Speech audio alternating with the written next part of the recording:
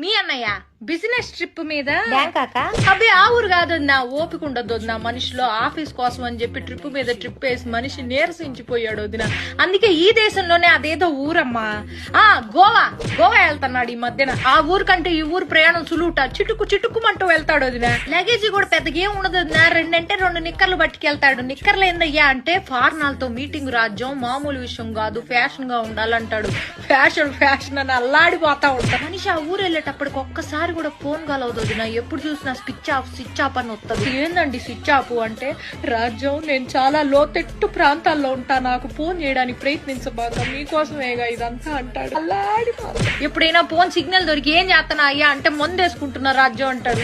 మందు కాదయ్యా మందులు వేసుకుంటున్నా అనాలి. పని ధ్యాసలో పడితే ఈ మనిషి ఏం మాట్లాడతాడో తెలియదు, అల్లాడిపోతా ఉంటాడు. నువ్వు నా మొదటి పెళ్ళానివి, నా రెండో పెళ్ళంతో నేనున్నాను ఇప్పుడు గోవాలో అన్నాడు. బీపీ డౌన్ అయిపోయింది వదిన నాకు. ఏం